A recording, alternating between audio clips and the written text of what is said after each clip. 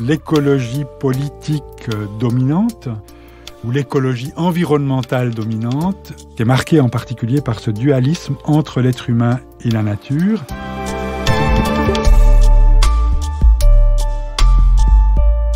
Bientôt 250 millions de réfugiés climatiques dans le monde. Le changement climatique crée plus de réfugiés que les guerres. Ces titres alarmistes défrayent régulièrement la chronique, alors que les changements climatiques provoquent d'importants flux de population au niveau mondial. Des drames humains qui exhortent à repenser en profondeur les liens entre fraternité et écologie.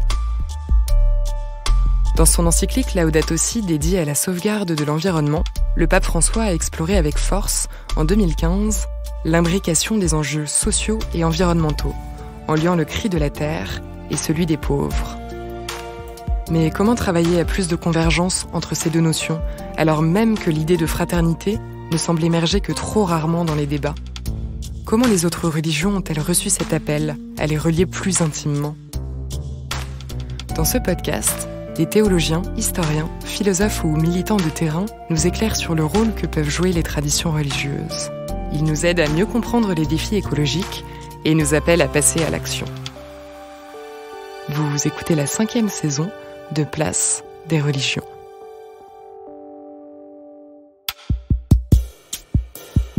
Cinq ans après l'encyclique Laudato Si consacrée à la sauvegarde de la planète, François a publié en 2020 une seconde encyclique sociale historique, Fratelli Tutti, sur la fraternité. Il invitait alors à construire un nous pour habiter la maison commune, en empruntant le chemin d'une fraternité universelle qui permet de reconnaître, de valoriser et d'aimer chaque personne indépendamment de la proximité physique, peu importe où elle est née ou habite. Au-delà des mots, que cela implique-t-il concrètement dans notre rapport à l'autre et à notre planète ? Le sociologue des religions et théologien musulman Homero Marangiu Perilla y voit avant tout une invitation à s'inscrire, en toutes circonstances, dans une position non surplombante. Le lien entre fraternité et écologie peut apparaître évident, mais il faut pouvoir le problématiser, parce que ce n'est pas aussi facile de dire que si on se situe dans une perspective écologique, on est forcément fraternel. Il faut sortir d'une approche idéologique et essayer de voir concrètement qu'est-ce qui se joue dans l'interaction entre les deux termes. Alors, déjà moi je parle d'écologie spirituelle. J'entends par là le fait que le rapport à l'environnement est issu d'une vision du monde où l'être humain n'est pas en position de domination. Il y a un certain nombre de choses que l'on ne doit pas violer. Le cycle de la nature, le respecter, etc. C'est dans ce cadre-là que la fraternité se déploie. C'est dans ce cadre-là que je ne vais pas porter atteinte à l'autre être humain, que je vais partager l'eau avec l'être humain, que je vais aider celui qui a des difficultés à s'alimenter, à faire fructifier la terre qu'il essaie d'exploiter. C'est dans ce cadre-là que je vais donner une partie de mes richesses au profit des autres êtres humains. Je pense qu'il faut aussi porter un regard critique sur un certain nombre de notions, notamment à celle de charité, qui me dérange parfois parce que l'acte de charité peut s'inscrire dans une vision du monde où on accepte totalement la hiérarchie des êtres humains, l'exploitation d'êtres humains par d'autres êtres humains, le fait qu'il y ait des gens extrêmement riches et des gens très pauvres. La fraternité n'est donc pas qu'un concept théorique à éprouver au niveau de l'homme. Chez les chrétiens, saint François d'Assise, le fondateur de l'ordre des franciscains, l'a fortement incarné durant son existence en vivant au milieu des exclus, des malades, des abandonnés, du reste du vivant et des éléments. C'est dans le sillage de cette grande figure médiévale que le pape François évoque le concept de fraternité universelle. Cette idée d'une fraternité élargie à toute la création. Religieuse de l'Assomption, la philosophe Cécile Renoir et l'écothéologien orthodoxe Michel Maxime Heger décryptent les ressorts de cette corrélation. Quand on parle de famille universelle, nous sommes tous, humains, animaux, végétaux, les enfants d'un même Dieu créateur. On pourrait aussi dire que nous sommes tous les enfants de la Terre-Mère, la Terre-Mère qui renvoie d'ailleurs à toute cette vision de nos frères et sœurs d'Amérique latine avec la Pachamama. Et ça, c'est la grande vision de aussi François d'Assise, avec son formidable cantique des créatures, avec son hymne au frère soleil, à la sœur lune, à la terre mère, etc., etc. Et ce qui est important en lien avec ça, et c'est une autre dimension où on peut articuler avec l'engagement écologique, c'est que la vertu écologique qui découle de la fraternité, c'est la responsabilité. Et un grand auteur, pour moi, qui est une grande source d'inspiration par rapport à ça, c'est Emmanuel Levinas, le philosophe juif, qui a beaucoup écrit sur la fraternité. Il fait d'ailleurs de la fraternité le modèle de la relation éthique. Alors chez lui, c'est avant tout par rapport aux autres humains, mais on peut vraiment étendre ça aux autres qu'humains. Et finalement, il dit à un moment donné, c'est la grande question de Dieu à Caïn, après qu'il ait tué Abel. Qu'as-tu fait de ton frère ? Je pense qu'on doit oser étendre cette question qui nous est posée. Qu'as-tu fait de ton frère et de ta sœur, non seulement humain, mais autre qu'humain ? Cécile Renoir. L'encyclique du pape François Laudato Si démarre donc avec les premiers termes du cantique des créatures de saint François. Laudato si o mi Signore, loué sois-tu mon Seigneur. Et pour notre sœur mère la terre qui nous porte, ensuite frère le feu et notre sœur l'eau. Donc il y a une personnification des éléments de la nature, du cosmos, de la création, qui est une façon de dire que tous les êtres vivants sont compris sous l'angle de la dignité qui est la leur. Dire que tous les êtres vivants ont une dignité ne signifie pas que tous ont une égale dignité. Et là, on va retrouver des débats qui ont eu lieu depuis une trentaine, une quarantaine d'années, à la fois du côté des chrétiens et puis plus largement du point de vue des philosophes qui se sont interrogés pour savoir s'il ne fallait pas élargir justement la conception éthique qui était souvent centrée sur les relations entre êtres humains à la relation avec le cosmos. Cette notion de fraternité humaine est pourtant durement mise à l'épreuve au quotidien par les guerres, les inégalités, le recul du multilatéralisme, la montée des extrêmes, la tentation du repli, qui contribue largement à alimenter la crise écologique que nous connaissons. Et dont les plus pauvres sont le plus souvent les premières victimes, comme le rappelle François dans Laudato Si. Le pape dans Laudato Si relie le cri de la terre et le cri des pauvres. C'est une manière très concrète d'illustrer le fait qu'il ne s'agit pas de choisir les causes écologiques comme si elles étaient en compétition avec la question sociale et la question de la justice sociale. Il s'agit d'articuler les enjeux de justice sociale et écologique. On a remarqué, des géographes ont fait des études et ont montré que très souvent, ce sont des populations pauvres qui vivent à côté des décharges. Et donc, ça signifie qu'on peut avoir des phénomènes dits de double ou de triple peine pour des personnes qui ont des revenus plus faibles et des difficultés à pouvoir vivre des conditions de vie décentes dans leur vie quotidienne, qui en plus peuvent être, du point de vue sanitaire, plus en danger puisqu'elles sont, par exemple, dans des lieux plus polluants. Et puis la triple peine, c'est qu'elles ont aussi souvent moins de moyens de se défendre ou d'être résilientes face aux transformations en cours, et notamment face aux transformations climatiques et aux effets, aux dégradations des conditions matérielles d'existence dans différents territoires. Et donc le fait de relier le cri de la terre et le cri des pauvres, c'est vraiment prendre conscience que nos modèles économiques qui étaient supposés favoriser, comme le disait Bentham au XIXe siècle, le plus grand bonheur pour le plus grand nombre, en fait, on voit bien que le bonheur, ou en tout cas le bien-être matériel, n'est pas également assuré à tous. La pensée sociale de l'Église appelle à mettre en avant l'option préférentielle pour les pauvres. Bien, en termes de critères de justice sociale et écologique, c'est peut-être regarder en permanence quelles sont les personnes et les êtres les plus affectés par les conséquences de nos modèles économiques qui sont à la fois on dit, extractivistes, productivistes, consuméristes, et reconnaître que regarder la situation du point de vue des plus vulnérables nous invite sans doute à changer assez radicalement nos manières de faire et d'agir.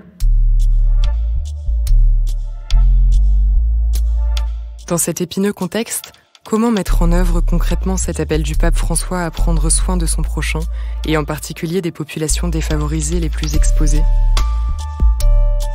Cette urgence est-elle seulement audible, notamment auprès des croyants des autres grandes religions ? Homero Marangiu Perilla.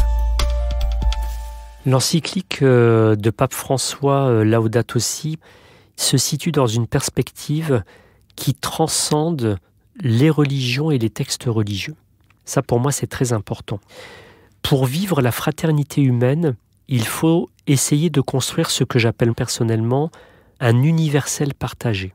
C'est-à-dire qu'il faut se poser des questions fondamentales et se mettre dans un paradigme collaboratif. Donc, on vire toutes les hégémonies, on vire toute la logique de domination.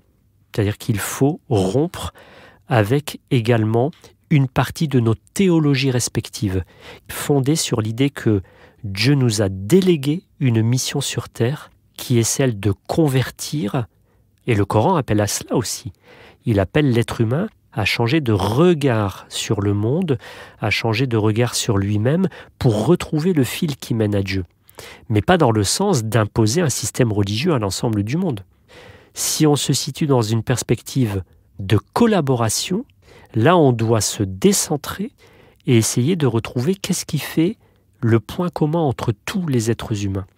Et Pape François, dans Laudato Si, a touché vraiment un certain nombre de questions extrêmement sensibles, parce qu'il remet en cause aussi la doctrine classique de la guerre telle qu'elle a été exprimée dans le christianisme médiéval. Il remet en cause l'accaparement d'une partie des richesses du monde par une minorité. C'est-à-dire qu'on sent que là, le christianisme social peut être une part de la théologie de la libération, puisqu'il est issu d'Amérique latine. Donc on sent qu'il y a ce fond militant, si je puis dire, qui s'exprime dans une perspective universaliste, qui transcende les textes religieux. Or, cette notion de fraternité est encore peu présente dans les débats sur la transition écologique. Une carence indéniable, qui n'éclipse toutefois pas complètement des avancées par petits pas, dont Cécile Renoir a fait l'expérience très récemment. L'idée de fraternité, c'est vrai qu'elle n'est pas très présente quand on parle d'écologie, peut-être parce qu'on a beaucoup vu les questions écologiques comme des questions relatives aux animaux, à la nature, et que spontanément, les personnes n'avaient pas en tête, par exemple, l'image qu'a utilisée saint François d'Assise. Alors, pour l'anecdote, quand même, au mois de novembre, j'ai été invitée à un colloque à l'Université de Paris, qui était organisé par différents laboratoires, plutôt en sciences dures et sciences du vivant. Et le titre du colloque, c'était « Nos sœurs les plantes ». Et j'ai trouvé que c'était très intéressant que le titre soit amené de cette manière-là, parce que c'était une façon, là aussi, de relier un certain nombre d'analyses du point de vue des sciences dures, des sciences de l'ingénieur, sciences du vivant, avec une approche plus anthropologique. Et je pense qu'on en a vraiment besoin pour prendre conscience que nous avons, dans nos sociétés occidentales, élaboré une certaine conception du bien-vivre qui est très liée à l'amélioration des conditions de vie matérielles et très liée à déferlement d'innovation technologique. Évidemment, tout n'est pas à rejeter, mais il y a un vrai discernement à opérer. Et c'est vrai que replacer les choses en termes de fraternité nous aide peut-être à changer nos manières de réfléchir. Et que c'est peut-être très intéressant que, à la fois des gestionnaires ou des ingénieurs se mettent à réfléchir avec ce genre de termes. Pourquoi est-ce que la notion de fraternité, finalement, émerge encore que très rarement dans les débats écologiques ? Michel Maxime Heger. Alors moi, je pense qu'entrer dans cette conscience de la fraternité, ça demande une forme de décentrement, un déplacement intérieur, un déplacement au niveau de la vision. Et à mon sens, l'écologie politique dominante ou l'écologie environnementale dominante ne sort pas vraiment du paradigme de la modernité. C'est-à-dire qui est marquée en particulier par ce dualisme entre l'être humain et la nature, avec cette dimension d'extériorité, voire un certain anthropocentrisme où l'être humain quand même se met au centre de tout, alors qu'en réalité, dans cette vision de la fraternité, comme disait le pape François quand il parlait d'enchevêtrement, nous sommes partie intégrante de cette nature et cette nature vit en nous. Homero Marongieux Perilla. Je ne vois pas encore, dans le monde musulman de langue française, de grands intellectuels musulmans essayer de proposer une doctrine, une vision du monde globale telle que je l'ai fait moi dans mes écrits. Mais je pense que ça va venir au fur et à mesure du temps. Il y a toujours un décalage entre ce que vit le monde et ce que pense le théologien. Le théologien est un peu comme le spécialiste en sciences humaines.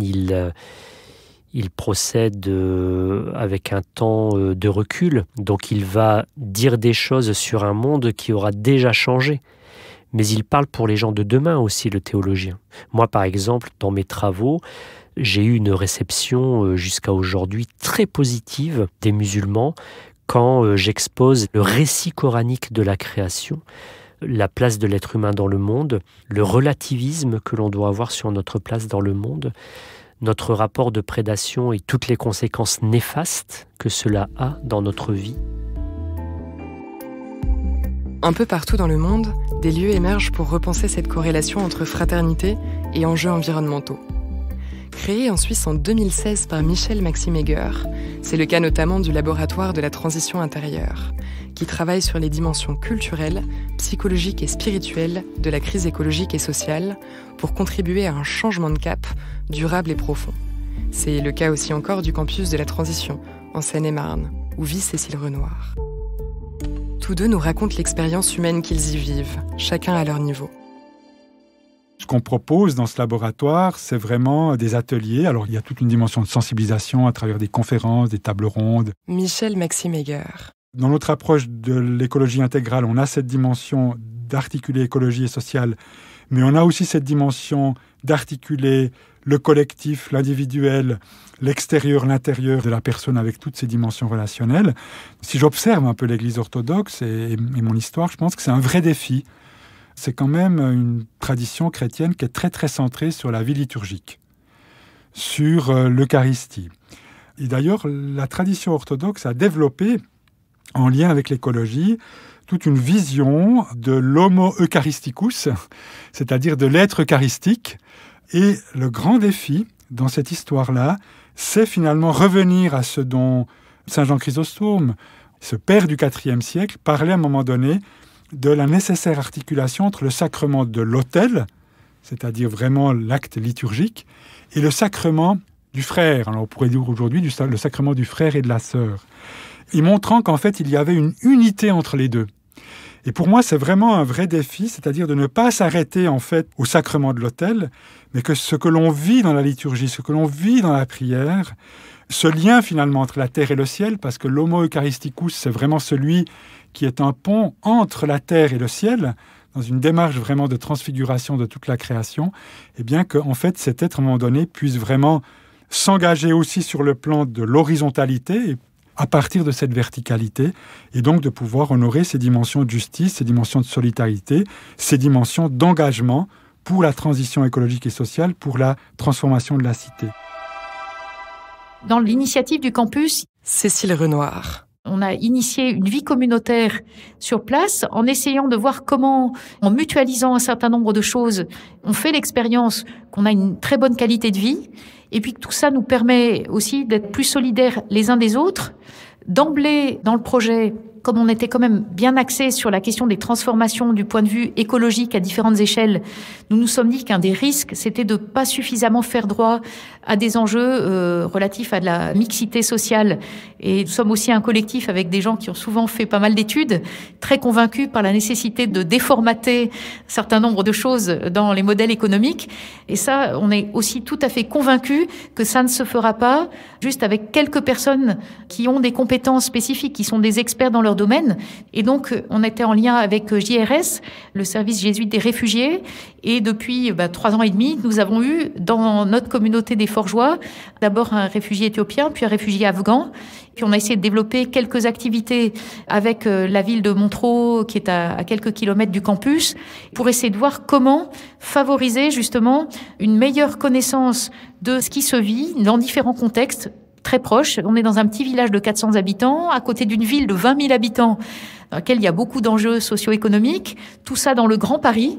Donc il y a vraiment, très concrètement, ce vivre ensemble qui s'essaye à différentes échelles et avec le défi permanent de soigner la qualité du vivre ensemble entre nous, mais d'une manière qui n'est jamais repliée sur elle-même, qui se veut ouverte à d'autres et à différentes sensibilités. Et ça, on reconnaît que c'est un vrai défi, qu'on est en chemin et qu'il y a beaucoup à faire et à inventer pour travailler aussi avec des associations qui ont des savoir-faire, des compétences que nous n'avons pas forcément et puis que c'est ensemble qu'on pourra essayer de trouver des chemins justement de plus grande et réelle fraternité.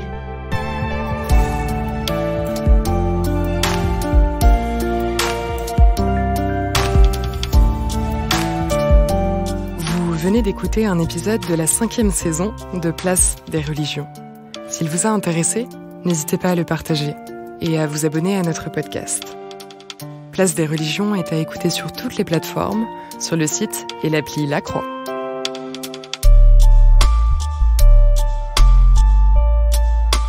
Malo Tresca et Clémence Marais ont écrit cet épisode avec Fabienne Lemayeux et Dominique Griner à la rédaction en chef, Flavien Eden au montage, Célestine Albert à la production, Laurence Chabasson au marketing, Théo Boulanger au mixage et à la musique, et Yasmine Gâteau à l'illustration.